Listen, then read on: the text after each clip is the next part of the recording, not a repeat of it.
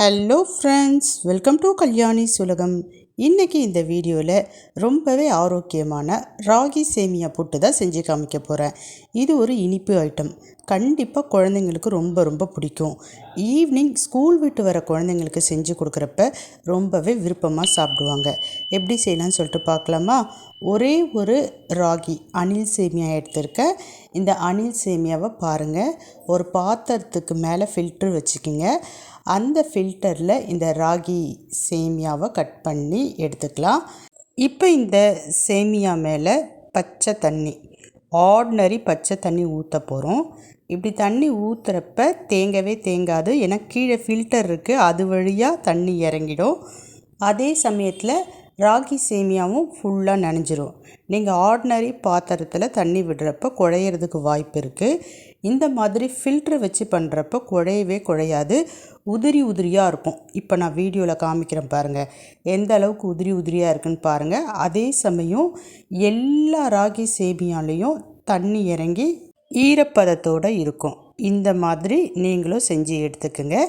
இப்போ ஸ்டவ்வில் இட்லி பானை வச்சுக்கலாம். அதில் கொஞ்சம் தண்ணி விட்டுக்குங்க. தண்ணி சூடான பிறகு இட்லி தட்டு போட்டுருங்க. இட்லி தட்டு மேலே ஒயிட் துணி போட்டாலும் போடலாம், அப்படி இல்லைன்னா வாழை இலை வச்சாலும் வைக்கலாம். இப்போ நான் மந்தார இலை வைக்கிறேன். இப்போ இந்த இலையை சுற்றி நம்ம வச்சிடலாம். வாழை இலை வைக்கிறப்ப இன்னமும் ருசி நல்லாயிருக்கும். அந்த வாழை இலையினுடைய அந்த ஸ்மெல்லு கலந்து அந்த ராகி சேமியா ரொம்பவே ருசியாக இருக்கும். உங்கள்கிட்ட வாழை இலை இருந்ததுன்னா வாழை இலை வச்சு வேக வைங்க. இப்போ பாருங்கள், இந்த மந்தார இலையை நான் போட்டாச்சு. இப்போ அது மேலே அந்த சேமியாவை சேர்த்துக்கலாம். ஒரு ராகி சேமியா தான் நான் எடுத்திருந்தேன். சேமியாவை சேர்த்துட்டு நல்லா இப்படி ஸ்ப்ரெட் பண்ணி விட்டுக்கோங்க. மொத்தமாக இருந்தால் கீழே இருக்கிறது மட்டும் வெந்திருக்கும். அதனால் இந்த மாதிரி ஸ்ப்ரெட் பண்ணி விட்டுக்கோங்க. இப்போ இது மேலே நம்ம என்னென்ன சேர்க்க போகிறோம்னு பாருங்கள். உப்பு சேர்த்துருங்க. தூள் உப்பு சேர்த்துட்டு அப்படியே மிக்ஸ் பண்ணிவிடுங்க. அதே மாதிரி ஒரு 4-5 ஏலக்காவை எடுத்து லைட்டாக ஒன்றும் பாதியமாக நுணுக்கிட்டு அது மேலே அப்படியே போட்டுக்குங்க. இப்போ ஒரு 5 நிமிஷத்தில் இருந்து ஒரு 8 நிமிஷம் வரைக்கும் மூடி போட்டு அப்படியே விட்டுடுங்க. இப்போ பாருங்கள், சுற்றி ஆவி வருது, நல்ல வாசனையும் வரும். இப்போ நம்ம ஓப்பன் பண்ணி பார்க்கலாம் எப்படி இருக்குது அப்படின்னு சொல்லிட்டு. நான் ஓப்பன் பண்ணிவிட்டு காமிக்கிறேன். நல்லா வெந்திருக்கு பாருங்கள். நல்லா மினுமினுப்பாக ஷைனிங்காக இருக்கும். நல்லா வெந்திருக்கு பாருங்கள். உதிரி உதிரியாக நல்ல ஷைனிங்காக நல்லா வெந்திருக்கு. பார்க்குறப்பவே தெரியும், நீங்கள் சாப்பிட்டு பார்த்தீங்கன்னாலும் தெரியும்.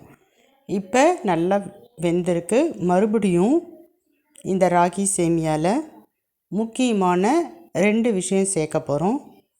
ஒன்று பார்த்திங்கன்னா, துருவின ஃப்ரெஷ்ஷான தேங்காய் நம்ம எந்த அளவுக்கு சேர்க்குறோமோ அந்த அளவுக்கு இந்த ராகி சேமியா ரொம்பவே ருசியாக இருக்கும். இப்போ தேங்காய் பூ சேர்த்தாச்சு. அதுக்கு மேலே நாட்டு சக்கரை சேர்த்துக்கிறேன் நான். நீங்கள் ஒயிட் சுகர் கூட சேர்த்துக்கலாம், உங்களோட விருப்பம்தான். வெல்லம் கூட நல்லா பொடிச்சிட்டு சேர்த்துக்கலாம். இப்போ மறுபடியும் ஒரு 2 நிமிஷத்துக்கு மூடி போட்டுட்டு சிம்மில் வச்சு எடுத்துக்கலாம். இப்போ நான் ஸ்டவ் ஆஃப் பண்ணிட்டேன், இறக்கி கீழே வச்சிட்டேன். ஒரு 5 நிமிஷம் கழித்து ஓப்பன் பண்ணி காமிக்கிறேன் பாருங்கள். நல்ல வாசனையாக இருக்குது பாருங்கள். நீங்கள் ராகி சேமியாவை கீழே இறக்கிட்டு ஆற விட்டுட்டு அதுக்கப்புறம் தேங்காவை சேர்த்து சாப்பிட்ற டேஸ்ட்டு ஒரு மாதிரி தான் இருக்கும். இப்படி சூடாகவே தேங்காய் பூ சேர்த்து மிக்ஸ் பண்ணி சாப்பிட்றது இன்னும் ரொம்ப ருசியாக இருக்கும். ட்ரை பண்ணி பாருங்கள். குழந்தைங்களுக்கு ரொம்ப பிடிக்குங்க. இனிப்பு ஐட்டம்னாலுமே அவங்க ரொம்ப விருப்பமாக சாப்பிடுவாங்க. அதுலேயும் இந்த மாதிரி ஆவியில் வெந்த ஐட்டம்லாம் ரொம்பவே ஹெல்த்தியானது. குழந்தைங்களுக்கும் நிச்சயமாக பிடிக்கும். ஈவினிங் ஸ்கூல் விட்டு வர குழந்தைங்களுக்கு செஞ்சு கொடுங்க. பாய்.